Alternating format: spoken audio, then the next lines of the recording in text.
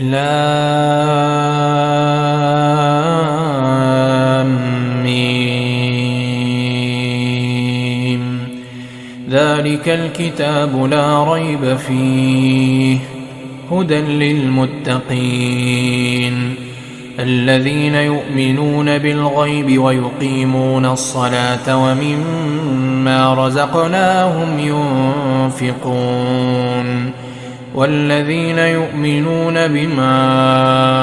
أنزل إليك وما أنزل من قبلك وبالآخرة هم يوقنون أولئك على هدى من ربهم وأولئك هم المفلحون إن الذين كفروا سواء عليهم أأنذرتهم أم لم تنذرهم لا يؤمنون ختم الله على قلوبهم وعلى سمعهم وعلى أبصارهم غشاوة ولهم عذاب عظيم ومن الناس من يقول آمنا بالله وباليوم الآخر وما هم بمؤمنين يخادعون الله والذين آمنوا وما يخدعون إلا أنفسهم وما يشعرون في قلوبهم مرض فزادهم الله مرضا ولهم عذاب أليم بما كانوا يكذبون وإذا قيل لهم لا تفسدوا في الأرض قالوا إنما نحن مصلحون ألا إنهم هم المفسدون ولكن لا يشعرون وإذا قيل لهم آمنوا كما آمن الناس قالوا أنؤمن كما آمن السفهاء ألا إنهم هم السفهاء ولكن لا يعلمون وإذا لقوا الذين آمنوا قالوا آمنا وإذا خلوا إلى شياطينهم قالوا إنا معكم إنما نحن مستهزئون الله يستهزئ بهم ويمدهم في طغيانهم يعمهون أولئك الذين اشتروا الضلالة بالهدى فما ربحت تجارتهم وما كانوا مهتدين مثلهم كمثل الذي استوقد نارا فلما أضاءت ما حوله ذهب الله بنورهم وتركهم في ظلمات لا يبصرون صم بكم عمي فهم لا يرجعون أو كصيب من السماء فيه ظلمات ورعد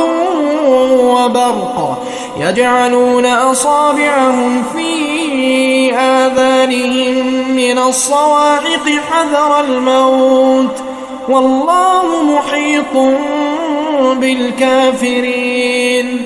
يكاد البرق يخطف أبصارهم كلما أضاء لهم مشوا فيه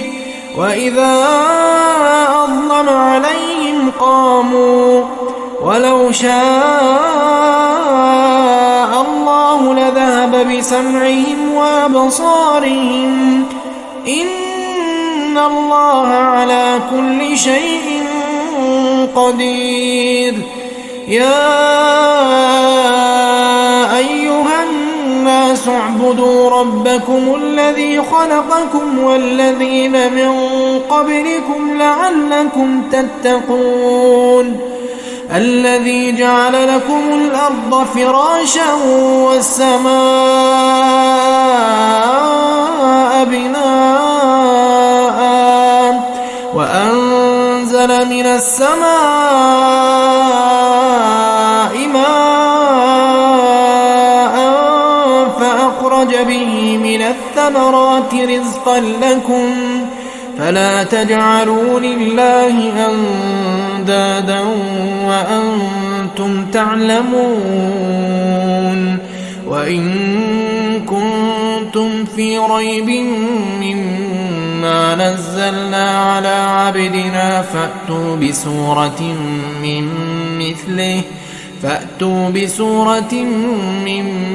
مثله وادعوا شهداءكم من دون الله إن كنتم صادقين فإن لم تفعلوا ولن تفعلوا فاتقوا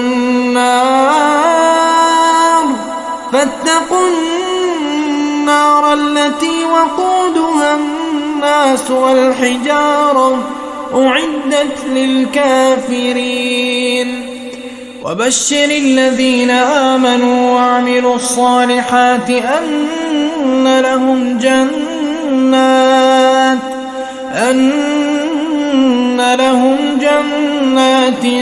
تجري من تحتها الأنهار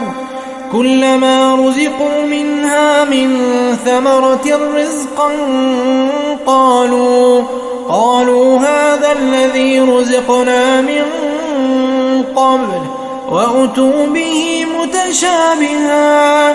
ولهم فيها أزواج مطهرة وهم فيها خالدون إن الله لا يستحيي أن يضرب مثلا ما بعوضة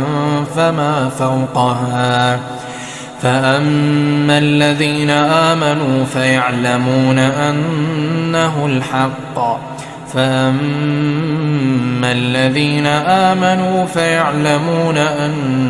الحق من ربهم وأما الذين كفروا فيقولون ماذا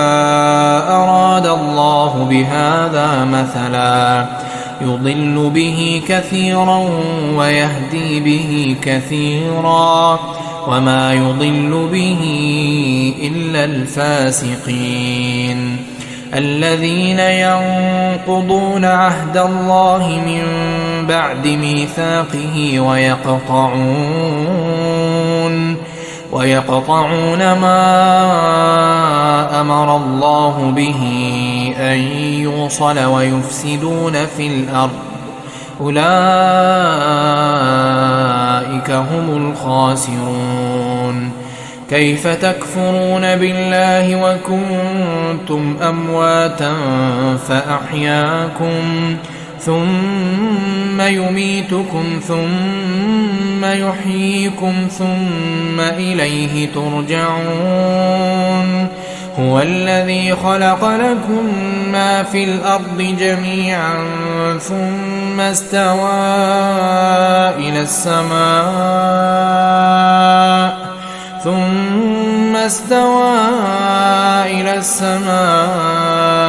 فسواهن 7 سماوات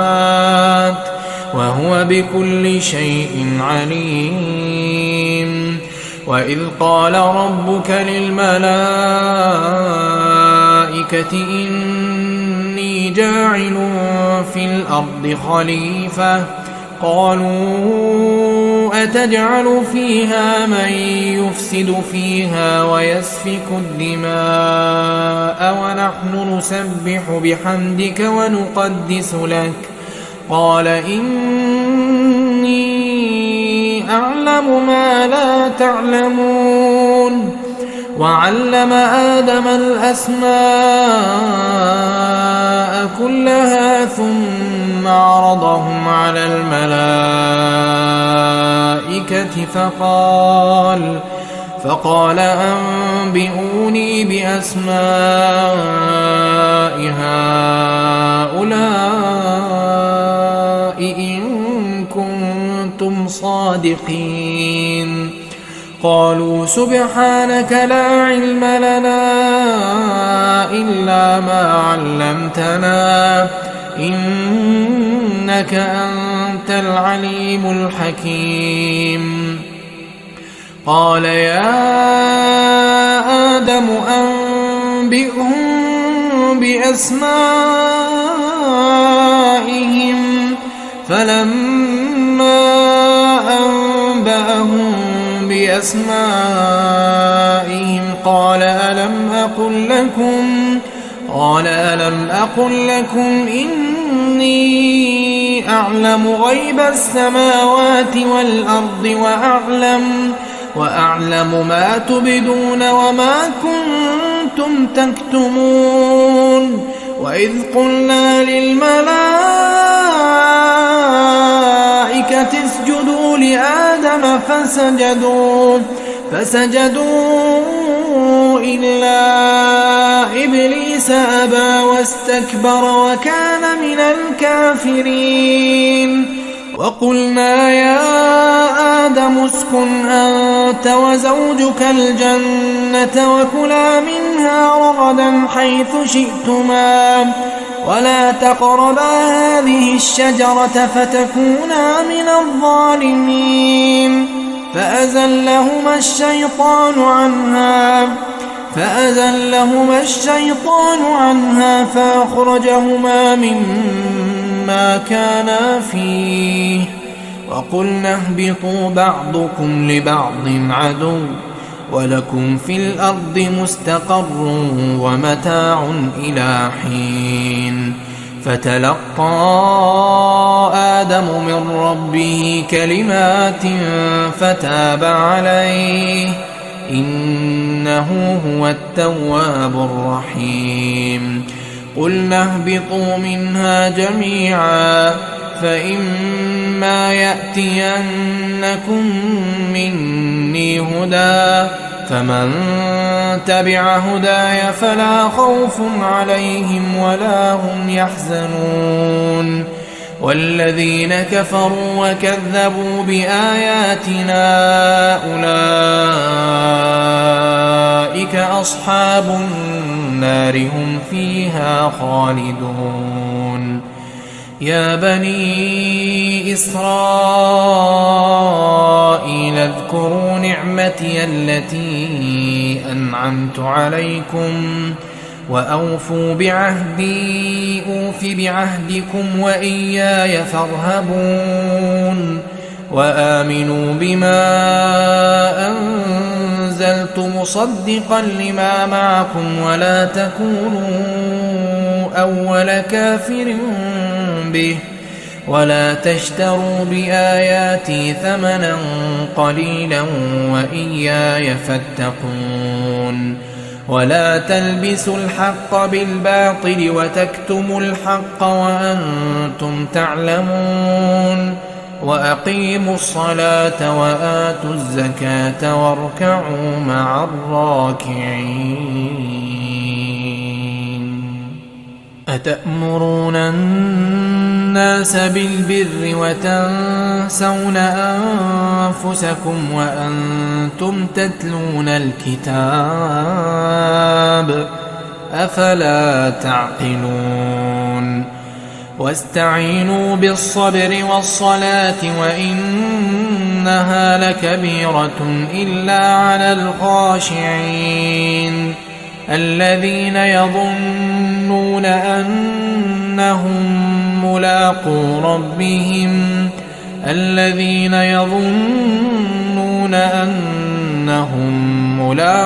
ربهم وأنهم إليه راجعون. يا بني إسرائيل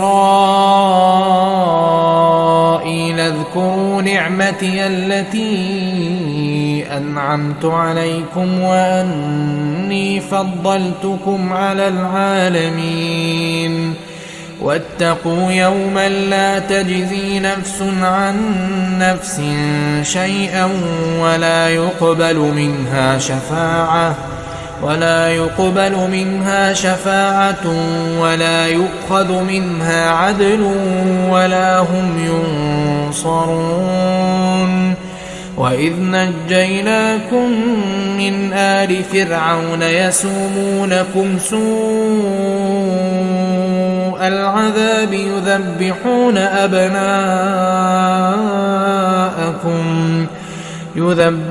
أبناءكم ويستحيون نساءكم وفي ذلكم بلاء من ربكم عظيم وإذ فرقنا بكم البحر فأنجيناكم وأغرقنا آل فرعون وأنتم تنظرون وإذ واعدنا موسى 40 ليلة ثم اتخذتم العجل من بعده وأنتم ظالمون ثم عفونا عنكم من بعد ذلك لعلكم تشكرون وإذ آتينا موسى الكتاب والفرقان لعلكم تهتدون وإذ قال موسى لقومه يا قوم إنكم ظلمتم أنفسكم باتخاذكم العجل فتوبوا إلى بارئكم فاقتلوا أنفسكم ذلكم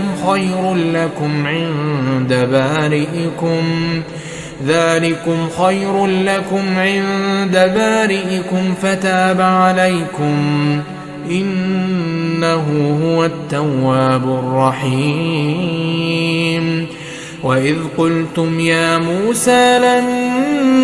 نؤمن لك حتى نرى الله جهرة فأخذتكم الصاعقة وأنتم تنظرون ثم بعثناكم من بعد موتكم لعلكم تشكرون وظللنا عليكم الغمام وأنزلنا عليكم المن والسلوى كلوا من طيبات ما رزقناكم وما ظلمونا ولكن كانوا أنفسهم يظلمون وإذ قلنا ادخلوا هذه القرية فكلوا منها حيث شئتم رغدا وادخلوا الباب سجدا وقولوا حطة نغفر لكم خطاياكم وسنزيد المحسنين فبدل الذين ظلموا قولا غير الذي قيل لهم فأنزلنا على الذين ظلموا رجزا من السماء بما كانوا يفسقون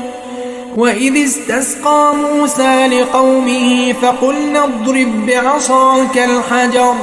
فانفجرت منه 12 عينا قد علم كل أناس مشربهم كلوا واشربوا من رزق الله ولا تعثوا في الأرض مفسدين وإذ قلتم يا موسى لن نصبر على طعام واحد فادع لنا ربك يخرج لنا مما تنبت الأرض من بقلها وقثائها وفومها وعدسها وبصلها قال أتستبدلون الذي هو أدنى بالذي هو خير اهبطوا مصرا فإن لكم ما سألتم وضربت عليهم الذلة والمسكنة وباءوا بغضب من الله ذلك بأنهم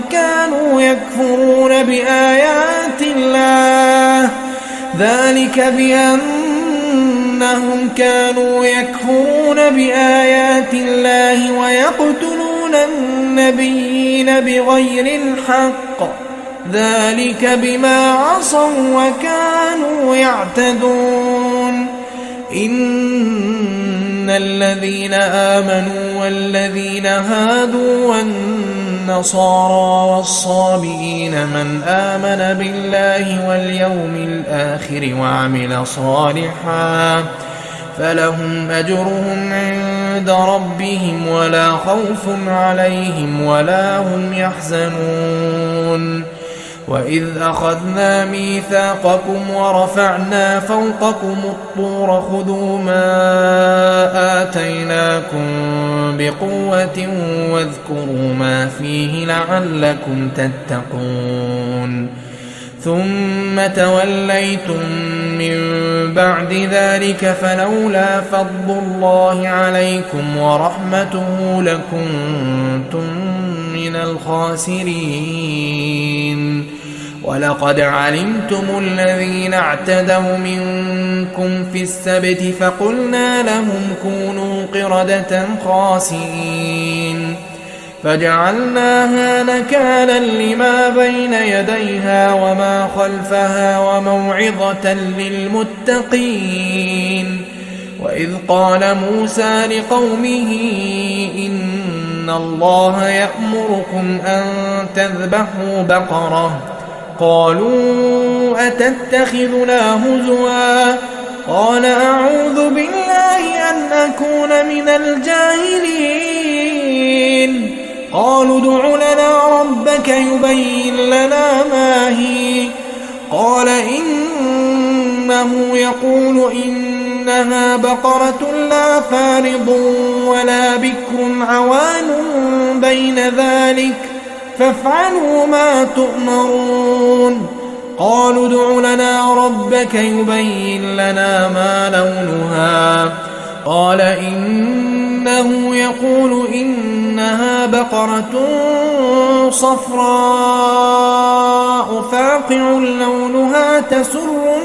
الناظرين قالوا ادع لنا ربك يبين لنا ما هي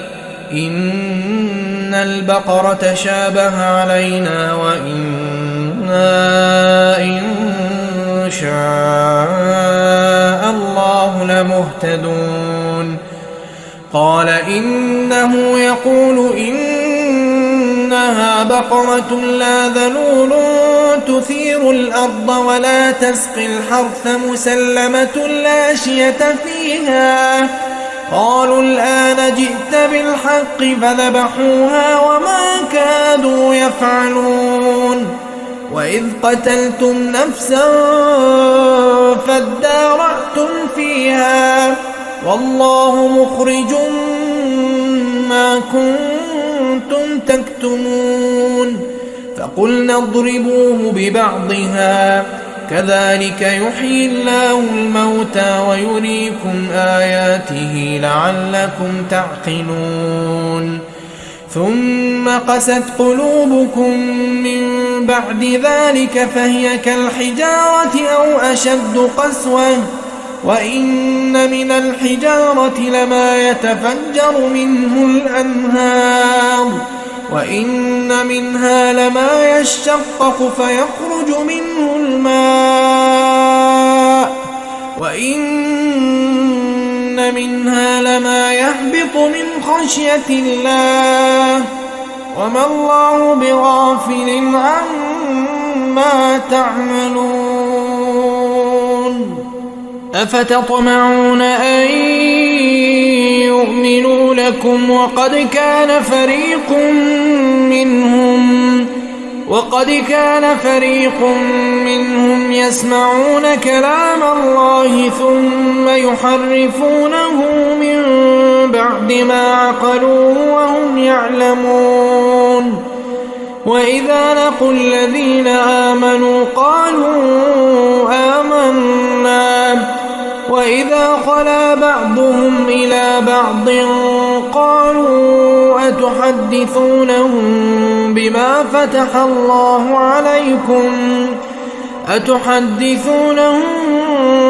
فتح الله عليكم ليحاجوكم به عند ربكم أفلا تعقلون. أولا يعلمون أن الله يعلم ما يسرون وما يعلنون. ومنهم أميون لا يعلمون الكتاب إلا أماني وإن هم إلا يظنون. فويل للذين يكتبون الكتاب بأيديهم ثم يقولون هذا من عند الله ليشتروا به ثمنا قليلا فويل لهم مما كتبت أيديهم وويل لهم مما يكسبون. وقالوا لن تمسنا النار إلا أياما معدودة قل أتخذتم عند الله عهدا فلن يخلف الله عهده أم تقولون على الله ما لا تعلمون. بلى من كسب سيئة وأحاطت به خطيئته فأولئك أصحاب النار هم فيها خالدون. والذين آمنوا وعملوا الصالحات أولئك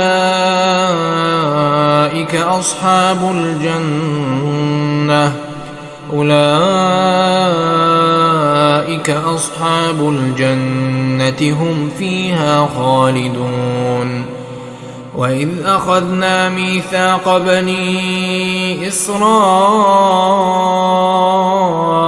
لا تعبدون إلا الله وبالوالدين إحسانا وذي القربى واليتامى والمساكين وقولوا للناس حسنا وأقيموا الصلاة وآتوا الزكاة ثم توليتم إلا قليلا منكم وأنتم معرضون. وإذ أخذنا ميثاقكم لا تسفكون دماءكم ولا تخرجون أنفسكم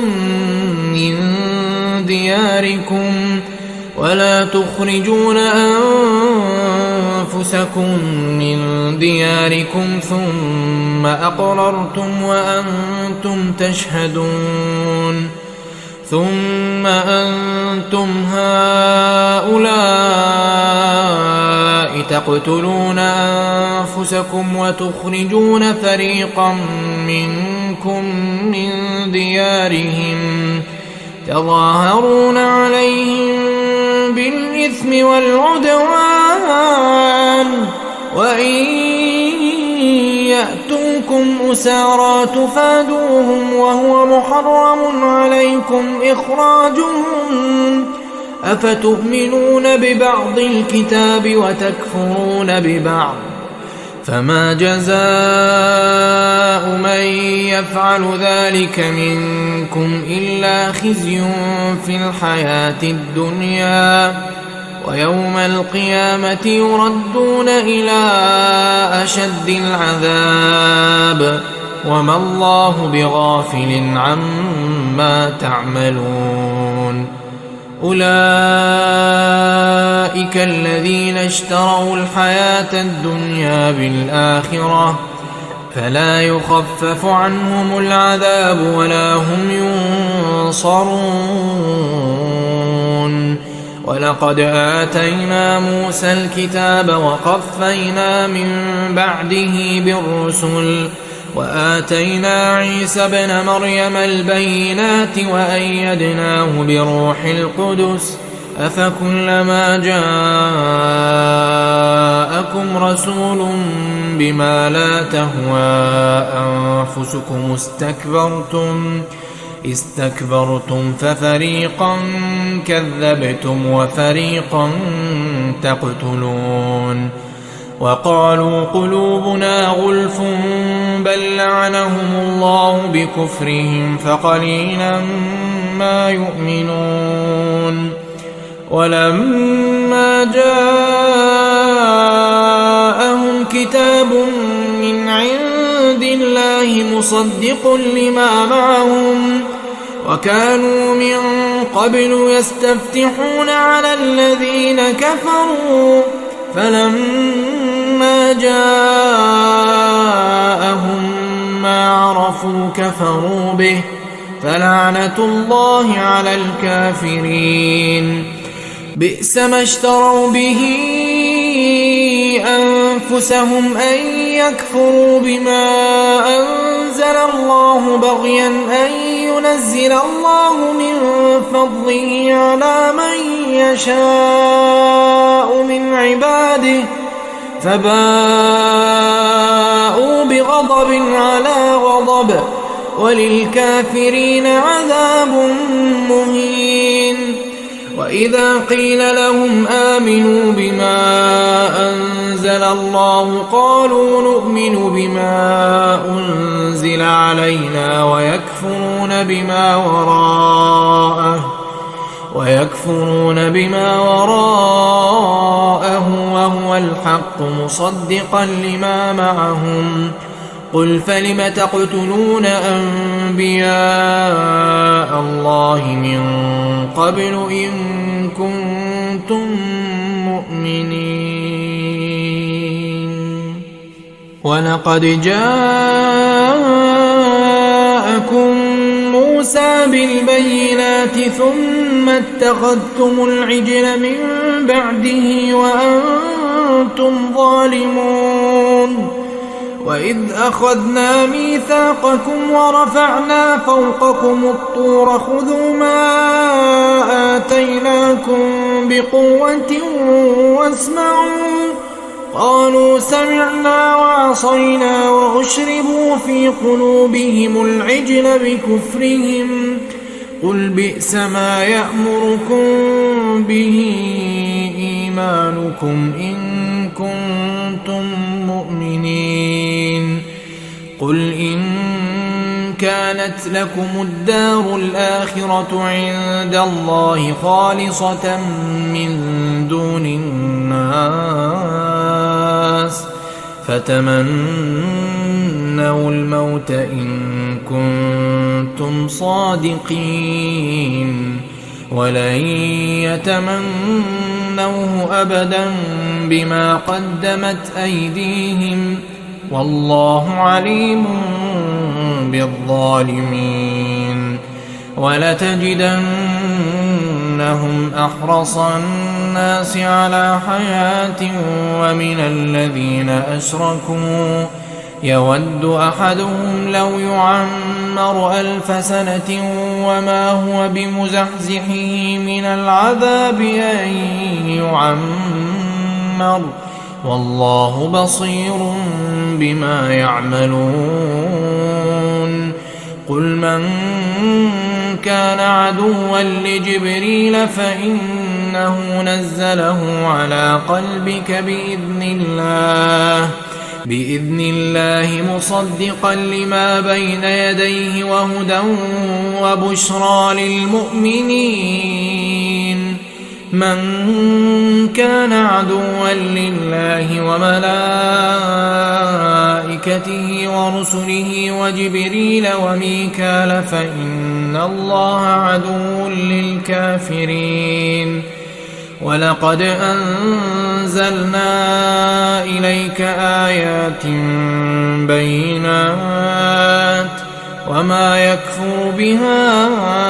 إلا الفاسقون أوكلما عاهدوا عهدا نبذه فريق منهم بل أكثرهم لا يؤمنون ولما جاءهم رسول من عند الله مصدق لما معهم نبذ فريق من الذين أوتوا الكتاب كتاب الله وراء ظهورهم كأنهم لا يعلمون واتبعوا ما تتلو الشياطين على ملك سليمان وما كفر سليمان ولكن الشياطين كفروا يعلمون الناس السحر وما أنزل على الملكين ببابل هاروت وماروت وما يعلمان من أحد حتى يقولا إنما نحن فتنة فلا تكفر فيتعلمون منهما ما يفرقون به بين المرء وزوجه وما هم بضارين به من أحد إلا بإذن الله ويتعلمون ما يضرهم ولا ينفعهم ولقد علموا لمن اشتراه ما له في الآخرة من خلاق ولبئس ما شروا به أنفسهم لو كانوا يعلمون ولو أنهم آمنوا واتقوا لمثوبة من عند الله خير لو كانوا يعلمون يا أيها الذين آمنوا لا تقولوا راعنا وقولوا انظرنا واسمعوا وللكافرين عذاب أليم ما يود الذين كفروا من أهل الكتاب ولا المشركين أن ينزل عليكم من خير من ربكم والله يختص برحمته من يشاء والله ذو الفضل العظيم ما ننسخ من آية أو ننسها نأت بخير منها أو مثلها ألم تعلم أن الله على كل شيء قدير ألم تعلم أن الله له ملك السماوات والأرض وما لكم من دون الله من ولي ولا نصير أم تريدون أن تسألوا رسولكم كما سئل موسى من قبل ومن يتبدل الكفر بالإيمان فقد ضل سواء السبيل ود كثير من أهل الكتاب لو يردونكم من بعد إيمانكم كفارا حسدا من عند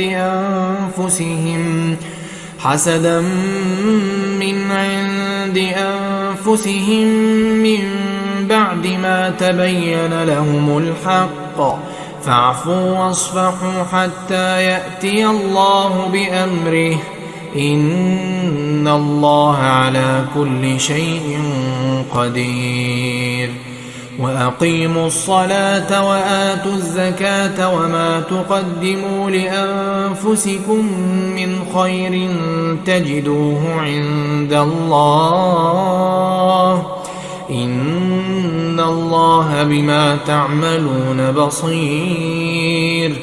وقالوا لن يدخل الجنة إلا من كان هودا أو نصارى تلك أمانيهم قل هاتوا برهانكم إن كنتم صادقين بلى من أسلم وجهه لله وهو محسن فله أجره عند ربه ولا خوف عليهم ولا هم يحزنون. وقالت اليهود ليست النصارى على شيء وقالت النصارى ليست اليهود على شيء وهم يتلون الكتاب كذلك قال الذين لا يعلمون مثل قولهم فالله يحكم بينهم يوم القيامة فيما كانوا فيه يختلفون. ومن أظلم ممن منع مساجد الله أن يذكر فيها اسمه وسعى في خرابها أولئك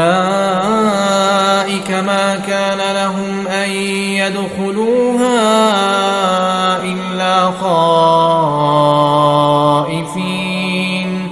لهم في الدنيا خزي ولهم في الآخرة عذاب عظيم. ولله المشرق والمغرب فأينما تولوا فثم وجه الله إن الله واسع عليم. وقالوا اتخذ الله ولدا سبحانه بل له ما في السماوات والأرض كل له قانتون بديع السماوات والأرض وإذا قضى أمرا فإنما يقول له كن فيكون. وقال الذين لا يعلمون لولا يكلمنا الله أو تأتينا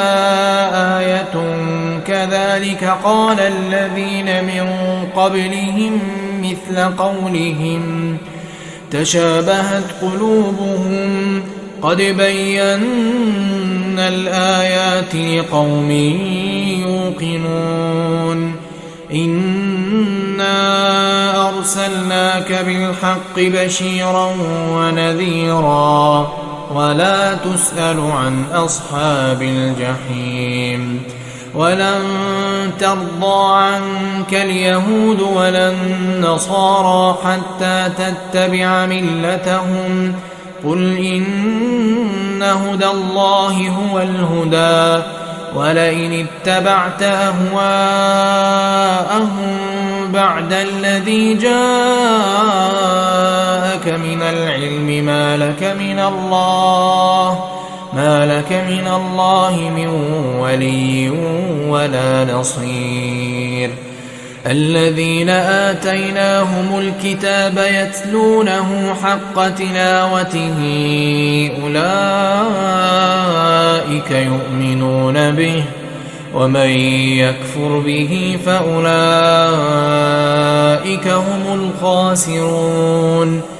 يا بني إسرائيل اذكروا نعمتي التي أنعمت عليكم وأني فضلتكم على العالمين. واتقوا يوما لا تجزي نفس عن نفس شيئا ولا يقبل منها عدل ولا تنفعها شفاعة ولا هم ينصرون. وإذ ابتلى إبراهيم ربه بكلمات فأتمهن قال إني جاعلك للناس إماما قال ومن ذريتي قال لا ينال عهد الظالمين. وإذ جعلنا البيت مثابة للناس وأمنا واتخذوا من مقام إبراهيم مصلى وعهدنا إلى إبراهيم وإسماعيل أن طهرا بيتي للطائفين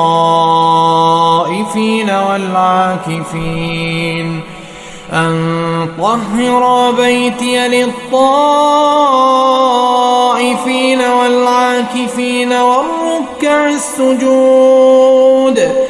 وإذ قال إبراهيم رب اجعل هذا بلدا آمنا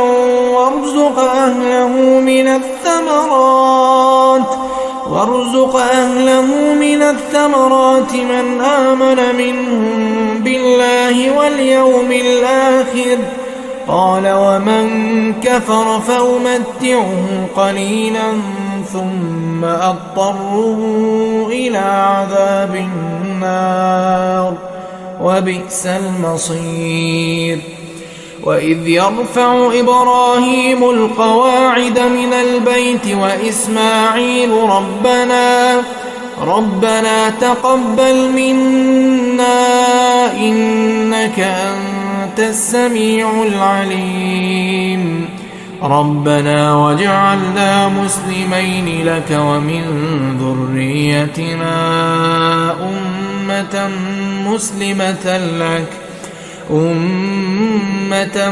مسلمة لك وأرنا مناسكنا وتب علينا إنك أنت التواب الرحيم ربنا وابعث فيهم رسولا منهم يتلو عليهم آياتك ويعلمهم الكتاب والحكمة ويزكيهم إنك أنت العزيز الحكيم ومن يرغب عن ملة إبراهيم إلا من سفه نفسه ولقد اصطفيناه في الدنيا وإنه في الآخرة لمن الصالحين إذ قال له ربه أسلم قال أسلمت لرب العالمين ووصى بها إبراهيم بنيه ويعقوب يا بني إن الله اصطفى لكم الدين فلا تموتن إلا وأنتم مسلمون أم كنتم شهداء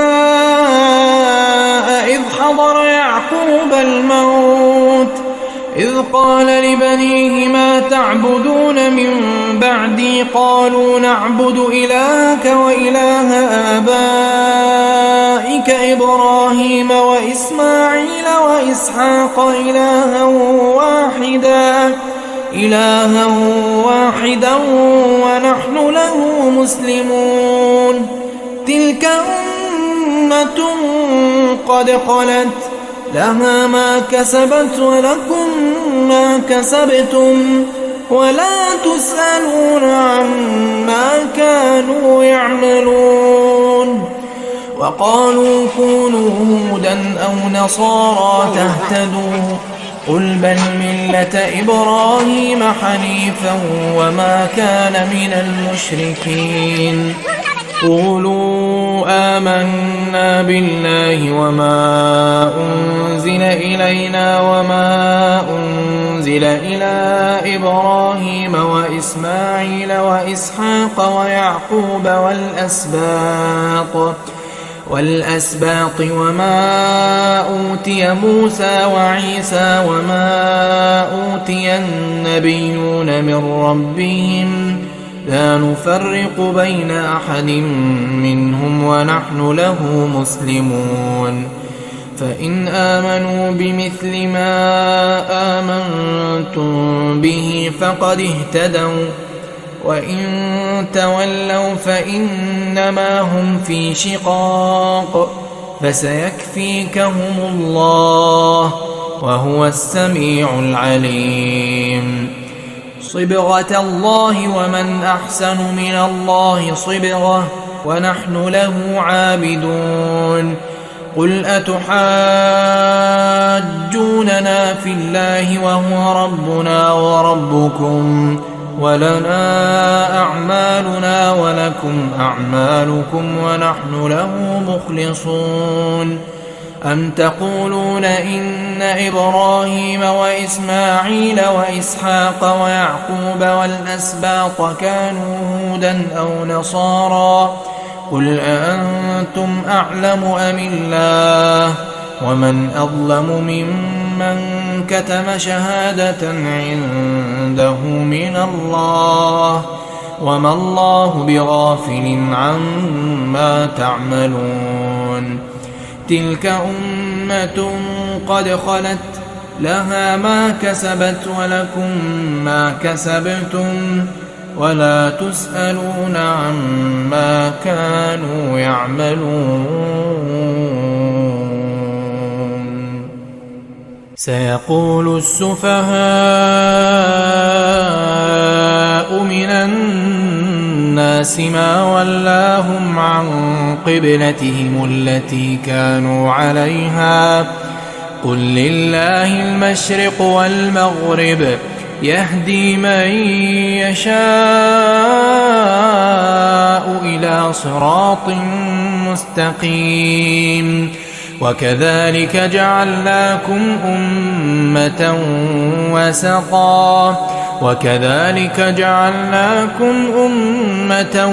وسطا لتكونوا شهداء على الناس ويكون الرسول عليكم شهيدا وما جعلنا القبلة التي كنت عليها إلا لنعلم من يتبع الرسول ممن ينقلب على عقبيه وإن كانت لكبيرة إلا على الذين هدى الله وما كان الله ليضيع إيمانكم إن الله بالناس لرءوف رحيم قد نرى تقلب وجهك في السماء فلنولينك قبلة ترضاها فول وجهك شطر المسجد الحرام وحيث ما كنتم فولوا وجوهكم شطره وإن الذين أوتوا الكتاب ليعلمون أنه الحق من ربهم وما الله بغافل عما يعملون ولئن أتيت الذين أوتوا الكتاب بكل آية ما تبعوا قبلتك وما أنت بتابع قبلتهم وما بعضهم بتابع قبلة بعض ولئن اتبعت أهواءهم من بعد ما جاءك من العلم إنك إذا لمن الظالمين الذين آتيناهم الكتاب يعرفونه كما يعرفون أبناءهم وإن فريقا منهم ليكتمون الحق وهم يعلمون الحق من ربك فلا تكونن من الممترين ولكل وجهة هو موليها فاستبقوا الخيرات أينما تكونوا يأت بكم الله جميعا إن الله على كل شيء قدير